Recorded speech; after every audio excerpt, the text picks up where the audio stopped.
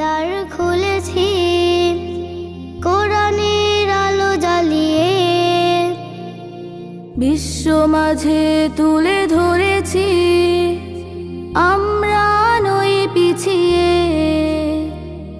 ইলমে ওহির দ্বার খুলেছি কোরআনের আলো জ্বালিয়ে, বিশ্ব মাঝে তুলে ধরেছি আমরা নই পিছিয়ে।